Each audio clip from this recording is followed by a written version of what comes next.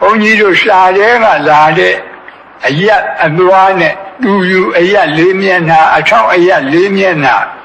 အောက်အရက်၄မျက်နှာအထက်အရက်အောက်အရက်အထက်အရက်အားလုံးအရက်10မျက်နှာမေတ္တာဘာဝနာပွားရအောင်ဓမ္မကြီးတွေဓမ္မကြီးတွေဆက်ခုံတွေမြတ်စွာချပြီးတော့ဩဒီဒိတာဖရဏမေတ္တာကိုအရင်ပွားကြရအောင်မြတ်လိုက်ဆိုကြအရှိအယ၌ရှိသောအနန္တစัจ java လာအနန္တတတ္တဝါတို့ဘေးရန်ခတ်လေးငြိမ်းကြပါစေဒေါသခတ်လေးငြိမ်းကြပါစေဆင်းရဲခတ်လေးငြိမ်းကြပါစေနှလုံးစိတ်ဝမ်းအေးချမ်းကြပါစေအနောက်အရ၌ရှိသောအနန္တစัจ java လာအနန္တတတ္တဝါတို့ဘေးရန်ခတ်လေးငြိမ်းကြပါစေဒေါသခတ်လေးငြိမ်းကြပါစေဆင်းရဲခတ်လေး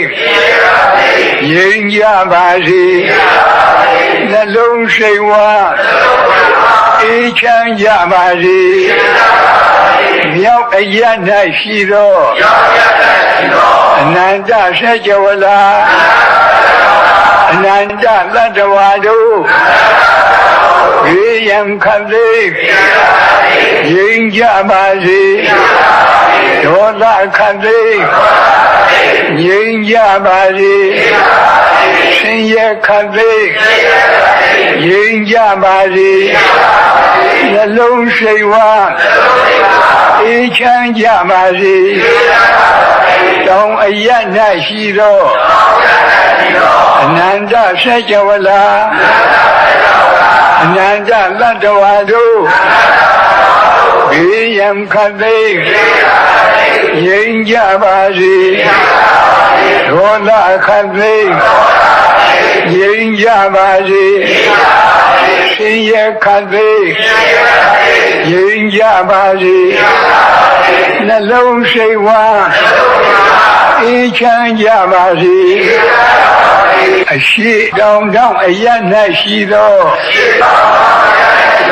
အနန္တစัจ java လာအနန္တတတ္တဝါတို့ဘေးရန်ခတ်လေးငြိမ်းကြပါစေဒေါသခတ်လေးငြိမ်းကြပါစေဆင်းရဲခတ်လေးငြိမ်းကြပါစေနှလုံးစိတ်ဝမ်းအေးချမ်းကြပါစေအနောက်မြောက်တောင်အရ၌ရှိသောအနန္တစัจ java လာအနန္တတတ္တဝါတို့ဘေးရန်ခတ်လေးငြိမ်းကြပါစေဒေါသခတ်လေးငြိမ်းကြပါစေဆင်းရဲခတ်လေးငြိမ်းကြပါစေနှလုံးစိတ်ဝမ်းအေးချမ်းကြပါစေအရှိမြောက်ထောင်အရ၌ရှိသောအနန္တစัจ java လာအနန္တတတ္တဝါတို့ဘေးရန်ခတ်လေးငြိမ်းကြပါစေဒေါသခတ်လေးငြိမ်းကြပါစေဆင်းရဲခတ်လေးငြိမ်းကြပါစေနှလုံးစိတ်ဝမ်းအေးချမ်းကြပါစေအနောက်တောင်အရ၌ရှိသောအနန္တစัจ java လာအနန္တတတ္တဝါတို့ဘေးရန်ခတ်လေးငြိမ်းကြပါစေ ဒေါသခတ်သိငြိမ်းကြပါစေဆင်းရဲခတ်သိငြိမ်းကြပါစေနှလုံးစိတ်ဝမ်းအေးချမ်းကြပါစေအောက်အရ၌ရှိသောထက်ဝန်းကျင်အနန္တဆက်ကျော်လာအပေဘုံသာအနန္တသတ္တဝါတို့ဘေးရန်ခတ်သိငြိမ်းကြပါစေဒေါသခတ်သိငြိမ်းကြပါစေဆင်းရဲခတ်သိငြိမ်းကြပါစေနှလုံးစိတ်ဝမ်းအေးချမ်းကြပါစေအထက်အရ၌ရှိသောထက်ဝန်းကျင်အနန္တဆက်ကျော်လာအနန္တနတ်မြမာတို့ဘေးရန်ခတ်သိငြိမ်းကြပါစေဒေါသခတ်သိငြိမ်းကြပါစေဆင်းရဲခတ်သိငြိမ်းကြပါစေနှလုံးစိတ်ဝမ်းအေးချမ်းကြပါစေဟောဒါပฏิသံပိဒမဲ့ပါဠိတော်ကလာတဲ့ဓိတာဖရဏမေတ္တာလို့ခေါ်တယ်အယတ်ဆယ်မျက်နှာအာယုံပြုပြီးတော့ဖြန့်ဝေတဲ့မေတ္တာဒီအယတ်ဆယ်မျက်နှာထားပုံကခုပြောသလိုပဲရှားရဲကထားတာကအရှိအနောက်မြောက်တောင်ဒီအစဉ်အတိုင်းအရှိတောင်တောင်အနောက်မြောက်တောင်အရှိမြောက်တောင်အနောက်တောင်တောင်ဒီလိုရှင်းပါတယ်မိမိတို့လွယ်ဆင်ញင်တော့အရှိကနေပြီးတော့အရှိတောင်ကနေတောင်ကနေပြီးတော့အနောက်တောင်ကနေပြီးအနောက်ကနေပြီးအနောက်မြောက်ကနေပြီးမြောက်အနောက်မြောက်ကပြီးတော့အရှိမြောက်ပြီးတော့အရှိလို့အဲဒီလိုဘုန်းကြီးတို့သိမြနမိတ်ကြားတဲ့အခါအယတ်ဆက်အောင်ကြားရတယ်လို့ရှိအဲဒီလိုအယတ်ရှင်အတိုင်းယခုလိုမေတ္တာပွားမယ်ဆိုလည်းပဲပွားရပါပေါ်ကောင်းပါယခုပြောတဲ့မေတ္တာဘာဝနာဆိုနည်းတွေဟာဘုန်းကြီးတို့ဒီခင်မောဆရာတော်ကြီးများပွားတဲ့ဒီအတိုင်းမှာဆိုရုပ်အတိုင်းဟောတာအထက်အရာနဲ့အောက်အရာကြတော့လည်းနဲ့ထက်ဝန်းကျင်အနန္တဆက်ကြဝလာလို့ထက်ဝန်းကျင်ကလေးထည့်ရဘာဖြစ်လို့တော့ဆိုတော့အဲ့ဒီထက်ဝန်းကျင်မထည့်ရင်အောက်အရာ၌ရှိသောအနန္တဆက်ကြဝလာလို့ထိုလိုက်ရင်ဒီဆက်ကြဝလာအောက်မှာဆက်ကြဝလာတိုက်တည်တိုက်ပြီးတိုက်အောက်မှာပေါ့လေဆက်ကြဝလာတွေအနန္တရှိတယ်လို့ဒီလိုအဓိပ္ပာယ်ရောက်မဟုတ်ဘူးအမှန်ကဒီဆက်ကြဝလာမှာအခုမြေအောက်မှာရေရှိတယ်ရေအောက်မှာလေရှိတယ်လေအောက်မှာအရတကာသဆိုတဲ့ကောင်းကင်ကြီးပဲရှိအောက်မှာဆက်ကြဝလာတိုက်မရှိဘူးဘေးပတ်ဝန်းကျင်မှာတော့ဆက်ကြဝလာတိုက်တယ်အနန္တရှိတယ်အဲ့ဓာဒီအာယုရောက်အောင်လို့အောက်အရာ၌ရှိသောနောက်နာကချက်ဝန်းကျင်ဆိုတာဘေးပတ်တယ်လို့ဆိုလိုတာအနန္တဆက်ကြဝလာအဲ့ဒီဆက်ကြဝလာကဘာဖြစ်လို့ဒီလိုပို့ရတုံးဆိုတော့ဘုန်းကြီးကအရာရှင်းမျက်နှာပြောတုံးကအပေပုံသားတွေစိတ်ကအာယုမရောက်ဘူးကိုယ်တိုင်ပို့ကြည့်လဲမရောက်တာတွေ့ရအဲ့ဒါကြောင့်အပေပုံသားတွေကိုအာယုရောက်အောင်လို့အောက်အရာကပွားရထို့အတူပဲအရာရှင်းမျက်နှာပွားတုံးကအထက်ကနတ်တွေဓမ္မတွေမပါဘူးအာယုထဲမှာမရောက်ဘူး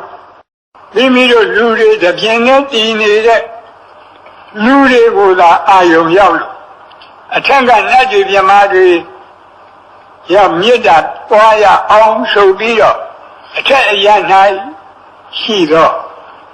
အနန္တဆက်ကြဝလာလို့ဆိုတဲ့ရှင်းနာကထဝန်းကျင်လို့ထည့်ရတယ်ဒီအတိုင်းပဲဒီထဝန်းကျင်မထည့်လို့ရှိရင် ဒီစัจ java လာရဲ့အထက်မှာစัจ java လာတိုက်တည်ဆင်းလဲအနန္တစัจ java လာလို့အဲ့ဒီလိုထင်သွားမယ်အဲ့ဒီလိုမထင်အောင်အဲ့ဒီအထင်ကိုတားမြစ်ပြီးတော့ထဝန်းကျင်ဆိုတော့ဘေးပတ်ပတ်လေအနန္တစัจ java လာအနန္တနတ်ပြမာတို့ဒါလေးပဲထူတယ်ဒါဓိတာဖရဏမေတ္တာလို့ခေါ်တယ်မေတ္တာဘာဝနာဒါတနည်းဘုရားဘာသာသူတော်ရှင်တွေသည်နေ့စဉ်အမြဲမပြတ်မေတ္တာသုတ်ပရိတ်ကိုကြားရနာရကိုယ်တိုင်လည်းပဲရွတ်ကြရဒီမေတ္တာသုတ်ပရိတ်ဆိုတာကမေတ္တာဘာဝနာ7 နည်းပွားတဲ့သုတ်မေတ္တာသုတ်ပရိတ်ကြတော့မေတ္တာဘာဝနာ7 နည်းပွားတာကရှင်းဥစွာဒုက္ခိနောဝခေမိနောဟွန္တုသဗ္ဗတတ္တဘဝန္တုဒုက္ခိတတ္တသဗ္ဗတတ္တခသိန်းဥစ္စုံအလုံးစုံသောတတ္တဝါတို့သည်ဒုက္ခိနောဝကာယိကဒုက္ခနှင့်ပြည့်စုံကြကုန်သည်ဖြစ်၍၎င်းဒုက္ခိတတ္တစေတသိကဒုက္ခနှင့်ပြည့်စုံကြသည်ဖြစ်၍၎င်းခေမိနောဘေးရန်ဝိပအေးမြရကုန်သည်ဟွန္တုဘဝန္တုဖြစ်ကြပါစေသတ္တဝါတွေကိုတခွန်းတည်းနဲ့ခြုံပြီးတော့ပို့တဲ့မေတ္တာဖြစ်လို့သူ့ကိုဘုန်းကြီးတို့ရှားအခေါ်သဗ္ဗသင်္ဃာကမေတ္တာလို့ခေါ်တယ်အဲဒီသဗ္ဗသင်္ဃာကမေတ္တာပို့ခြင်းရင်အားလုံးသတ္တဝါတွေဆက်ကုန်ကြရမြတ်စွာချပြီးတော့ယုံစုံများစွာတတ္တဝါချမ်းသာကိုယ်စိတ်မြဲပါစေဥပယံဘေးကင်းစင်ဝေးငြိမ်းအေးကြပါစေအားလုံးသတ္တဝါတွေခြုံပြီးပို့တဲ့သဗ္ဗသင်္ဃာကမေတ္တာဒါကတနည်း၎င်းတော့ယေကေရှိပါဏဗုဒ္ဓတိတတဝါသာဝရဝနဝသေတာအားလုံးကြားရတဲ့အားလုံးရွတ်လက်ရွတ်ကြဘုန်းကြီးတို့ဒီပါဠိလိုတကယ်မေတ္တာပွားပြီးဆိုတော့ယေကေရှိပါဏဗုဒ္ဓတိတတဝါသာဝရဝအနဝသေတာသဗ္ဗတတ္တဘဝန္တုဒုက္ခိတတ္တအဲ့ဒီလိုပို့ရပါတယ်ဟိုးနောက်နားမှာသူရဲ့အဖျားသက်ကရှိပါတယ်အဲ့ဒါကိုဘုန်းကြီးတို့သတ္တဝါနှစ်ပုံနှစ်စုထားပြီးပွားတဲ့မေတ္တာမှုသူ့ကိုဒုက္ခမေတ္တာလို့ခေါ်တယ်ဆိုရပါစို့ဟင်းတစ်မျိုးတည်းစားနေရတော့အာယုံကစိတ်မကျေနပ်ဘူး2 မျိုးလောက်အာယုံကြောင်းခြင်းလို့ပဲအခုလည်းပဲသတ္တဝါတွေကိုအကုန်လုံးတခွန်းနဲ့ခြုံပြီးသဗ္ဗသင်္ဃာကနဲ့အာမရရင်ဒုက္ခမေတ္တာသတ္တဝါနှစ်ပုံထားပြီးပွားတဲ့မေတ္တာပွားနိုင်ဖို့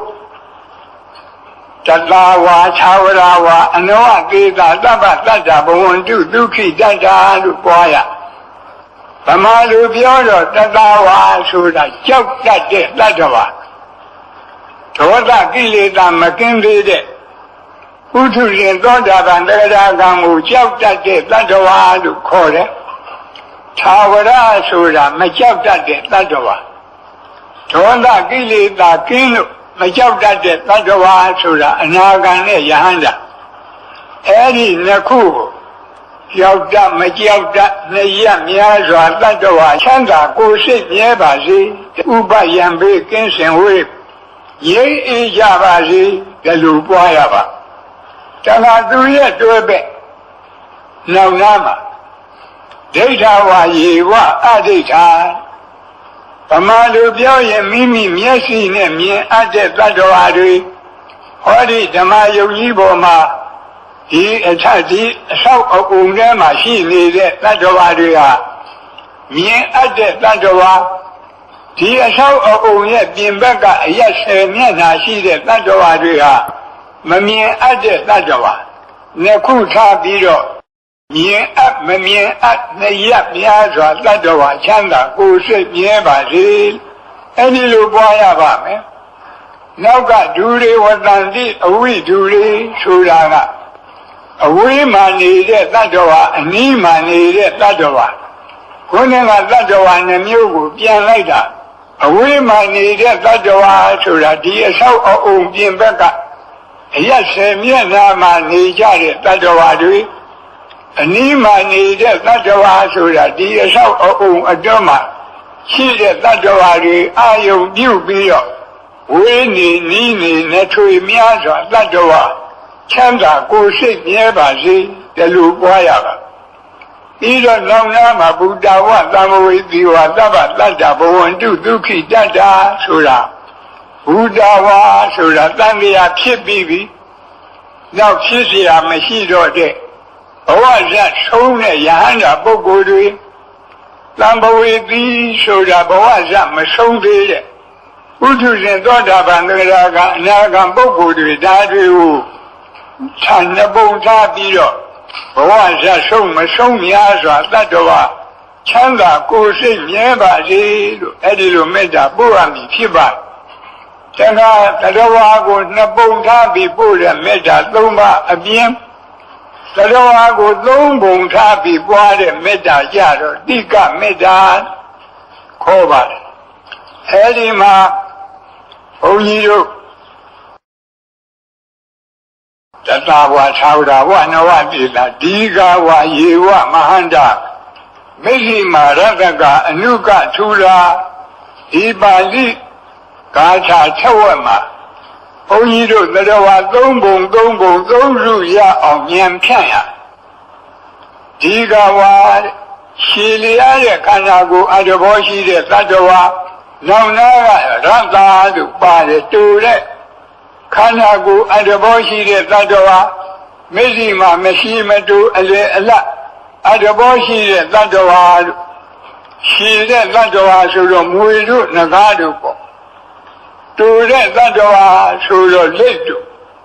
မရှိမတူဆိုတော့ဒီကြားကတတဝါတွေဒါသုံးခုကိုခြုံပြီးတော့ရှိတူအလတ်သုံးရခန္ဓာတတဝါချမ်းသာကိုယ်စိတ်မြဲပါစေဒီလိုပွားရတခါနောက်လာတဲ့မဟန္တာခန္ဓာကိုယ်ကြီးမားတဲ့တတ္တဝါရာဟုအသူရိန်ကြီးတို့လိုခန္ဓာကိုယ်ကြီးမားတဲ့တတ္တဝါတွေအနုကခန္ဓာကိုယ်သေးငယ်တဲ့တတ္တဝါတွေမျက်စိမှာအဲ့ဒီမကြီးမငယ်အလေအလတ်တတ္တဝါတွေသုံးစုထားပြီးတော့ကြီးငယ်အလတ်သုံးရခန္ဓာတတ္တဝါချမ်းသာကိုယ်စိတ်မြဲပါစေတခါနောင်နာကမျက်စိမှာရတကအနုကထူလာဆူတဲ့ဖြိုးတဲ့ဝါတဲ့ခန္ဓာကိုယ်အတ္တဘောရှိတဲ့တတ္တဝါအနုကကျုံနဲ့လှီတဲ့ပိန်နဲ့ခန္ဓာကိုယ်အတ္တဘောရှိတဲ့တတ္တဝါမျက်စိမှာမဆူမကျုံအလေအလတ်အတ္တဘောရှိတဲ့တတ္တဝါလူပဲသုံးမျိုးနော်ဝါတဲ့လူပိန်တဲ့လူမဝမပိန်အလေအလတ်လူဒီလိုသုံးမျိုးအဲဒီမှာဆူကျုံအလတ်သုံးရခန္ဓာတတ္တဝါချမ်းသာကိုယ်စိတ်မြဲပါစေလို့အဲဒီလိုပွားရအခုပြောခဲ့တဲ့မေတ္တာတွေကတစ်ဖက်လားအပေါ်မှာအရှိအပွားချမ်းသာရကြောင်းအရှိအပွားကိုရယူလို့တဲ့မေတ္တာပါဠိလိုဟိတာဓိကမဒိဋ္ဌာယမေတ္တာလို့ခေါ်တယ်အရှိအပွားချမ်းသာရကြောင်းကိုရယူလို့တာမေတ္တာမြည်သလိုတစ်ဖက်လားအပေါ်မှာအရှိအပွားမဲ့လို့ခေါ်တဲ့ဆင်းရဲဒုက္ခရောက်ကြောင်းမလိုတာကိုလည်းပဲအဟိတာပဉ္စနာဒိဋ္ဌာယမေတ္တာလို့ခေါ်တယ်အဲ့ဒီမေတ္တာပွားနိုင်အောင်လို့နာပရောပရဏိကုပ္ပေထနာတိမင်ယေထကတ္တရှိနံကံရှိဗျာရောဂနာပတိကသိညဇိညမညတဒုက္ခမိတ်ဆေယသရောဝါတွေဆင်းရဲဒုက္ခရောက်တာဘာကြောင့်လဲတယောက်ကတယောက်လိမ့်လီလှိပြနေလို့အလိမ့်မပေါ်ခင်ဆက်ဆံရေးအစဉ်ပြေတော့လည်းပဲအလိမ့်ပေါ်လာရင်ခက်ရန်ဒေါသဖြစ်ပြီးဆင်းရဲဒုက္ခရောက်ဒါကြောင့်လူအချင်းချင်းလက်ပတ်ချင်းဟာဆင်းရဲဒုက္ခရောက်ကြောင်းတရားဒီတရားကင်းရပါစေလူအချင်းချင်းလက်ပတ်ချင်းကင်းရှင်းရပါစေဒီလိုပွားရတခါနာတိမင်ကြီးထကတ္တရှိနံကံရှိဒုတိယသတ္တဝါတွေဆင်းရဲဒုက္ခရောက်ကြောင်းပြောစမ်းမှာတယောက်ကတယောက်ကိုအထင်သေးခြင်းအထင်သေးတာမသိခင်တော့ဆက်ဆံရေးအစဉ်ပြေ၏ အထင်သေးတာသိရင်ခက်ရန်ဒေါသဖြစ်ပြီးဆင်းရဲဒုက္ခရောက်ဒါကြောင့်အချင်းချင်းအထင်သေးခြင်းလည်းပဲဆင်းရဲဒုက္ခရောက်ကြောင်းအရှိအပွားမဲ့တရားဖြစ်လို့အဲ့ဒီတရားကင်းပါစေအထင်သေးခြင်းအချင်းချင်းကင်းရှင်းကြပါစေဒီလိုမေတ္တာပွားရဗျာရောဒနာပฏิကပညာနိညမိညတဒုက္ခမေရှိယတတိယဒုက္ခရောက်ကြောင်းတရားကတယောက်ကတယောက်ဆင်းရဲတာကိုအလိုရှိတတိယတို့မလိုပါဘူးကိုတော့ဒီလိုမဟုတ်ပါဘူးမိမိတို့ကဗုဒ္ဓရဲ့သားတော်သမီးတော်မူလို့ဒီစိတ်တွေမရှိတာတော့ကဘာကြီးတစ်ခုလုံးကြည့်ရင်ဘုရားဘာသာကလွဲရင်ရသောအဖြစ်တစ်ဖက်သားဆင်းရဲတာကိုပဲအလိုရှိတယ်ကိုယ်သာချမ်းသာဒါကြောင့်အချင်းချင်းဆင်းရဲလိုခြင်းလည်းပဲဒုက္ခရောက်ကြောင်းတရားဖြစ်လို့ဆင်းရဲလိုခြင်းအချင်းချင်းကင်းရှင်းကြပါစေအဲ့ဒီလိုမေတ္တာပွားတာကိုအရှိအပွားမဲ့ပယ်ရှားလိုတဲ့မေတ္တာသုံးပါလို့ခေါ်တယ်ယခုမေတ္တာဘာဝနာတဏှိတဏှိကို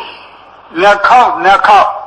လက်တွေ့ပွားကြည့်ရအောင်မြတ်သက္ကုံတရီမြတ်စွာဘုရားအားလုံးလိုက်ဆိုကြရဗျာလုံးစုံများစွာသတ္တဝါချမ်းသာကိုယ်စိတ်မြဲပါစေဥပယံပေကင်းစင်ဝေးရိပ်အေးကြပါစေလုံးစုံများစွာသတ္တဝါချမ်းသာကိုယ်စိတ်မြဲပါစေဥပယံပေကင်းစင်ဝေးရိပ်အေးကြပါစေကြောက်တတ်မကြောက်တတ်ရများစွာသတ္တဝါချမ်းသာကိုယ်စိတ်မြဲပါစေဥပယံပေကင်းစင်ဝေးရိပ်အေးကြပါစေကြောက်တတ်မကြောက်တတ်ရများစွာသတ္တဝါချမ်းသာကိုယ်စိတ်မြဲပါစေဥပယံပေကင်းစင်ဝေးရိပ်အေးကြပါစေမြင်အပ်မမြင်အပ်ရများစွာသတ္တဝါချမ်းသာကိုယ်စိတ်မြဲပါစေဥပယံပေကင်းစင်ဝေးရိပ်အေးကြပါစေမြင်အပ်မမြင်အပ်ရများစွာသတ္တဝါချမ်းသာကိုယ်စိတ်မြဲပါစေဥပယံပေကင်းစင်ဝေးရိပ်အေးကြပါစေဝိနေနီးနေလက်ထွေများစွာသတ္တဝါချမ်းသာကိုယ်စိတ်မြဲပါစေဥပယံပေကင်းစင်ဝေးရိပ်အေးကြပါစေဝိနေနီးနေလက်ထွေများစွာသတ္တဝါချမ်းသာကိုယ်စိတ်မြဲပါစေဥပယံပေကင်းစင်ဝေးရိပ်အေးကြပါစေဘဝဇာဆုံးမဆုံးများစွာသတ္တဝါချမ်းသာကိုယ်စိတ်မြဲပါစေဥပယံပေကင်းစင်ဝေးရိပ်အေးကြပါစေဘဝဇာဆုံးမဆုံးများစွာသတ္တဝါချမ်းသာကိုယ်စိတ်မြဲပါစေဥပယံပေကင်းစင်ဝေးရိ ရင်အေးကြပါစေဘဝဇာဆုံးမဆုံးများစွာတတ္တဝါချမ်းသာကိုယ်စိတ်မြဲပါစေဥပယံဘေကင်းစင်ဝေးရင်အေးကြပါစေရှိတိုးအလားလုံးရခန္ဓာတတ္တဝါချမ်းသာကိုယ်စိတ်မြဲပါစေဥပယံဘေကင်းစင်ဝေးရင်အေးကြပါစေ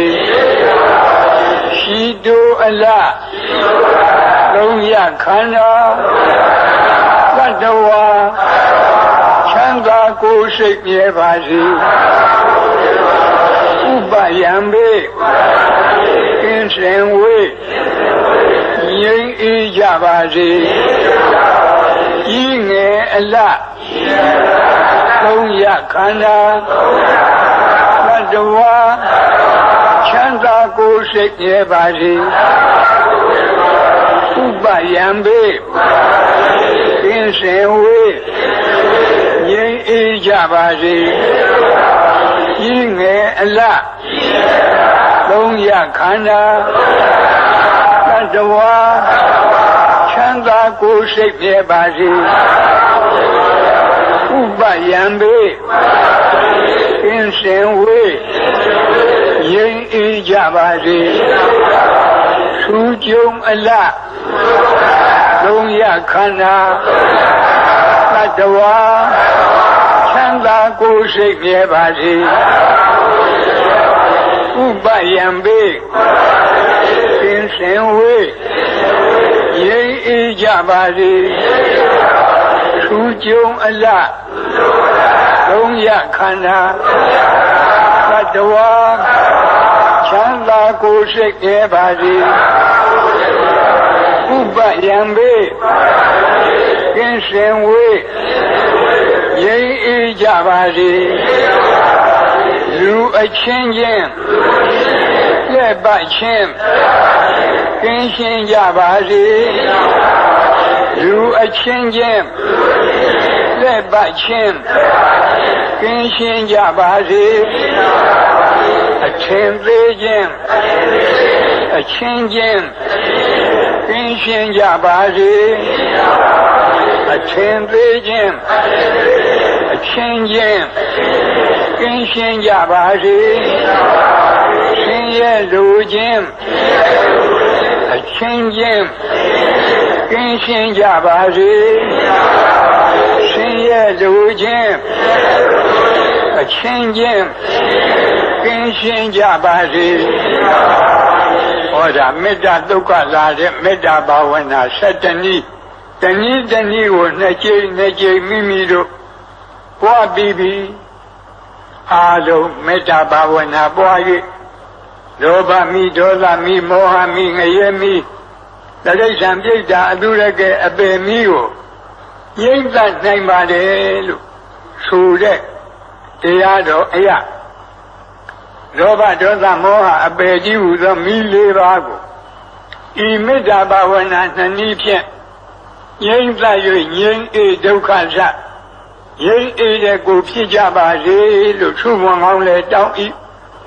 အားလုံးလည်းပဲဆုတောင်းရအောင်ဘုန်းကြီးရှိကဆုတောင်းပေးမယ်ဤသို့လည်းနေ့စဉ်ငါဘာလို့ဂရုဓမ္မအိဋ္ဌသီလဆောက်တည်ရခြင်းသီလကောင်းမှုကုသိုလ်ကံစေရနာမေတ္တာဘာဝနာနှလုံးကျင့်သုံးရခြင်းဘာဝနာကောင်းမှုကုသိုလ်ကံစေရနာနေ့စဉ်ဆွမ်းအင်ရှိသမျှဒါနကောင်းမှုပြုရခြင်းဒါနမယကောင်းမှုကုသိုလ်ကံစေရနာဤသို့ပေါင်းအပ်ဤသို့ပွားအပ်မြတ်တဲ့ကောင်းမှုကုသိုလ်ကံအရရတို့ကြောင့်ဒုက္ခခတ်သိမ်းချုပ်ပြငြိမ်းဇတ်သိမ်းကြည်နိဗ္ဗာန်ဆိုတဲ့ဒုက္ခခတ်သိမ်းတို့ချုပ်ရပြရငြိမ်းရတန်တရားဇတ်သိမ်းရနိဗ္ဗာန်တရားတော်မြတ်ကိုမပင်မပန်းချမ်းသာတော်ကုသောအကျင့်ပฏิပါလင်းမြန်သောဝိပဿနာအသိဉာဏ်ရည်တံအပ်သောမဉ္ဇဉ်လေးရတုဖြင့်အရဟတဖို့ပေါ ကိုယ်စီကိုငါမျက်မှောက်ပြုနိုင်ကြသည်ဖြစ်ပါစေကုန်သတည်းအရဟတဖို့ပေါ့နိဗ္ဗာန်ကိုမျက်မှောက်ပြုရတော့ထိုနောက်ဆုံးဘဝပရိနိဗ္ဗာန်သုတိဤနောက်ကာလ၌ကာမရူပအရူပတိဟုသောဘဝသုံးပါးဘုံသုံးပါးတို့တွင်ဘယ်ဘုံဘယ်ဘဝ၌မှယုံနာနှဖြခန္ဓာ၅ပါးဒုက္ခသစ္စာဝိမိစာတရားတို့တဖန်အသစ်မဖြစ်ခြင်းတည်းဟုသောအနုပါဒနိရောဓအနုပါဒပရိနိဗ္ဗာန်ကိုစီစံရပါစေကုန်သတည်းအနုပါဒပရိနိဗ္ဗာန်ကိုစီစံရသဖြင့်ကာမဝေါကိလေသာဝေါဝိပါကဝေါတိဟုသောဝဒုက္ခခတ်သိသံဃာမိကြောင့်မိစယံကြီးအပြည့်တိုင်ငြိမ်ကြပါစေကုန်သတည်း